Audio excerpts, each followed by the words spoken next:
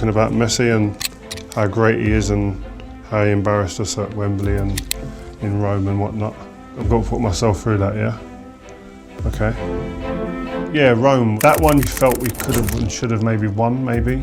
When Messi scores the header. In the Premier League against some players, or even the Champions League against some players, no disrespect, I'd gamble on their lack of ability to be able to get the ball past me. I'd done that in the Champions League final, and the problem was the person on the ball was Xavi. You got to know your players, you know you're dealing with. And then he put it on the sixpence for Messi, who scored an outrageous header, really. He hasn't scored many of them in his career, but he's done it in the big moment, and that separates the good from the great. We'd played against him before and we'd locked him down, but this was a different Messi. This was Messi who had more freedom to run around and be central, whereas before he was really stuck wide, so you could pin him down a bit. Still great, but when he was allowed that freedom to be able to move and pop up anywhere and surprise you, it's like unplayable, like ridiculous. And he was actually better at Wembley. I remember standing on the pitch of Scholesy and watching them go and lift the trophy and just going, we just need to get off there because they took our soul. And Messi was the main ingredient. He was the player that I was meant to be able to get up against. He just played away from you, and then all of a sudden he'd turn up, bang, he's there. Like, just a wonderful footballer, man. Just like, you can't put it into words how good he is. Quite a sombering moment. The feeling of being deflated and dejected and devastation, and your heart's been ripped out on the pitch the way it had been. I'll tell you one thing, I was probably the drunkest I've ever been, probably for both of them finals we lost. The party was crazy, because you're drowning your sorrows. You try and break down situations and try and say you shoulda, coulda, woulda. But when it's happening at the speed that it happens, and when you've got a player like Messi who makes decisions quicker, more decisive and more effective than anybody else, it's almost like impossible. Prime time Lionel Messi, unplayable. Cristiano Ronaldo is excellent, but his score is a 4. Yeah. You know? And Messi, he scored well, okay, but he's more for the organized team. They play, Then I say, okay, both is fantastic, but you cannot compare. No. Cristiano Ronaldo, we have a Ronaldo too, Ronaldinho, who was almost the same style, but it's different style. To me, the last 15 years, no doubt, Messi is the best player. For me, Messi individually is the best player in the world. He deserves to win the Ballon d'Or like every year he won, because in the field he's, like I always say, he's like PlayStation, because the way he's playing, he's amazing. And people who says opposite, either they don't know football or they don't know what they're talking about. I think Leo is a fantastic player. I mean, everybody that looks football or even don't understand nothing about football, he will say Messi is a fantastic player. But I still say he's young. He's 22 years old. He has a big future in front of himself, and I hope he can keep up on that level that he's doing now, because I think he won everything. He missed the golden foot, but I will help him win it this year. And I hope he can continue and not lose the motivation, because this is the biggest threat, I think, for him, because he's only 22. He is in the best environment, and I have only positive things to say about him. I remember watching Messi training. Everybody was talking about him, the new kid back then. He showed that he was going to have a great future. For me, it was a joy to have played with him and to see the history that he's making. I didn't teach him anything. He already knew it all. All I did was try to help him in any way that I could. And it wasn't just me. Everybody on the team, Puyol, Deco, everyone tried to help make sure that he was happy and did what he loved the most. He's a great friend, and I'm very happy that I assisted his first goal, which makes me part of the history of a historic player.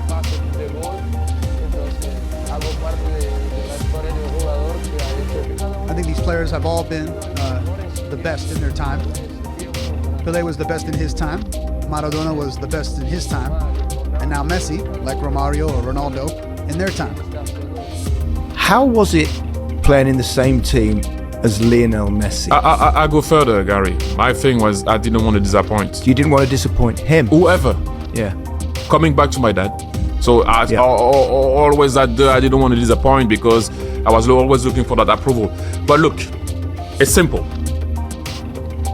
A competitor at the end of the day wants to win, regardless if he is going to be the game changer or not.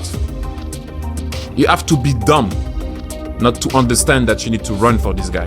Yeah. So I don't care about ego. I don't care about anything in my life. But at one point, I love to compete. Who can make me win? If I look in the mirror and it's me, the main guy, okay, it's me. But it was Leo. So Samuel Eto'o or whoever. But mainly for the you will say that it was Messi's team. Let's all be honest. You don't have to. But you need to at that particular moment take your effing ego on the side. Whatever you did before or you didn't do, when you arrive at Barcelona, you didn't win anything. I'm talking about myself. What did you win, Thierry? Nothing. So you look, you're like, okay, we're gonna run for this guy. Okay, you're gonna run for this guy. And this guy on the top of everything scores 4 every game. Man, what do you want me to say? You have to be dumb and stupid to turn around and go like, oh, me too. No. It's all right. I'll do my things. I'll put pressure. I have to score my goals also because I'm not a nobody too. But you need to understand that game recognizes games, and what people do not understand sometimes in big teams, big players, big competitors, important players are willing to do whatever it needs to be done to win, regardless of who is going to be the front man. I didn't mind that. However you want to look at it, and people can say, yeah, it's easy to say. Now I did it. You think it's easy for me to touch 25 balls per half and then you touch only 4? Yeah. It is not easy. It is actually annoying. But what are you trying to achieve? You be good or winning 6 trophies? Well, the best is you to be outstanding and winning 6 trophies. But look, you had the freak. I'm good with that. You call him a freak, and I'm sure you mean that in a very complimentary way. Obviously. You mean a freak in terms of his abilities. I know that. That's clear. Not in the way Micah is, but yeah.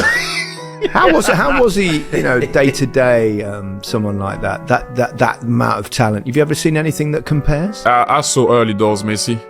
Really, when that's his first Ballon d'Or year. I've seen a lot. I myself did a lot. Yeah. This guy, it is not normal. And I know people will talk about he works. Do you know how hard it is? I can tell you. You know how hard it is to carry a ball on every single action. It's grueling. Every single action. Not. Yes, I know. People always. I don't like when people don't balance it out. So he works when he doesn't have the ball.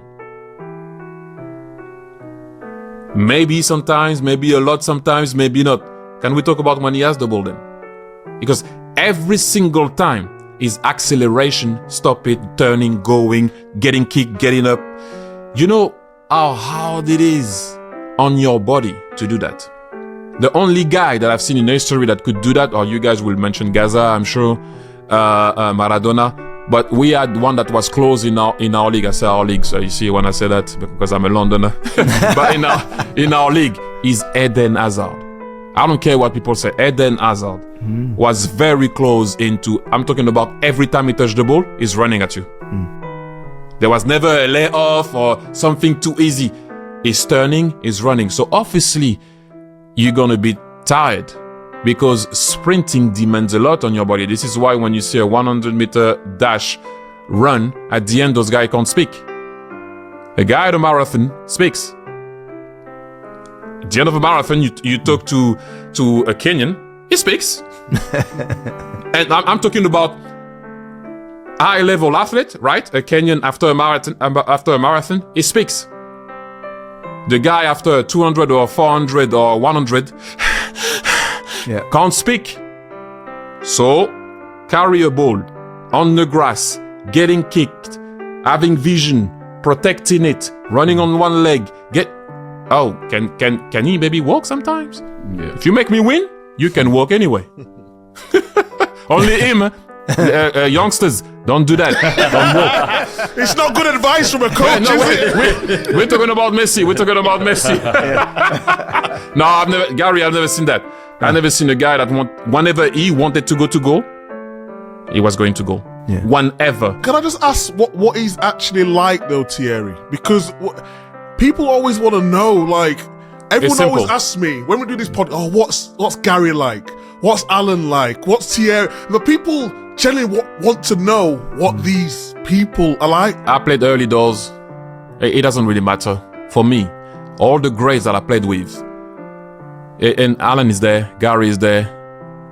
Every guy that are special in their way are killers. Yeah, competitively. I don't care who you are. And you know why? Because you're already very demanding with yourself, so you're not going to take shit from nobody. So, at my level, when I compare it to Leo, at my level, everyone would tell you I was rough. I had time for nobody. No one. We're here to win. That's all I want to know. I don't want to go, Micah, and have a coffee with you. I don't want to go on holiday with you. I want to know if you're going to fight, cover me, and be a good teammate. That's all I wanted to know. The rest, you buy your thing, you do your thing. The drinking part, maybe no, and whatever. I'm not pointing at you, Micah. That's what I'm saying. But I'm just saying, I was always going to be harsh on everything. After we didn't have to be friends, we needed to be good teammates. And those that don't understand that don't belong in big clubs and don't belong in the level of being competitors. So the higher you go, just imagine how Leo was. Leo was very demanding, not very talkative, but don't F around with him. He wants to win. So me, you, anyone, don't F around with what he's trying to build. And when a competitor, you come in the way of him building his legacy, all the best. Was he easy to play with? Leo, okay, so you know why I call the freaks? Go on. Okay, so I explain. This is why I respect Dennis Bergkamp so much. Okay, I'll explain. So I don't consider myself a freak, but at times I did so many things that were against the game. I explain. At times I had to, the goal against Tottenham, I had to give the ball to Dennis. If you look at the replay, I had to release that ball long time before I done with Ledley King. I didn't respect the game, but I scored. So at the end of the day, it doesn't matter. So Zidane, he dribbles 4 players. Technically, you should have released that. You're not respecting the game, but because he's so good, then suddenly it becomes good. Do you understand what I mean? And Dennis, this is why Dennis and Leo, it's not difficult to play with those guys, but sometimes you find yourself in a situation where it's difficult to anticipate what they're going to do because they just do something crazy. And you're like, I should have moved, walked to a corner. You're like, oh. And then at one point, he should have given you the pass, and you're like, hey, give me the ball, goal. Oh, all right, okay, then I'm not going to say anything. And this is why Dennis Bergkamp is actually, this is why I said those guys are freaks, because even myself, sometimes I did stuff when I went back home, I went, thank God I scored because, I forgot him. a penalty spot. Oh my God, I should have reversed that pass, and I just took it, and I wanted to dribble everybody. And that can be annoying at times. I'm telling you that myself. But Leo, listen, there is nothing complicated. There is nothing difficult. The guy was a freak. I won everything with him. And at one point, even if at one point he forgot something or he didn't do something, you're there for the good. You're there for the good, and you have to understand that it's about winning no matter what. So whatever upsets you usually or don't upset you, the guy makes you win. Swallow it, go to sleep, and wake up. And tomorrow it's a better day. There's nothing to do. But Dennis, for example, I go back. Dennis was always going to play what the game was asking him to do. Always. And that's something that I found so amazing because I knew at one point I was like, I'm taking this. Are you mad? I believe more in my abilities than this guy. No disrespect to nobody, but I'm like, percentages, I can finish this, not him.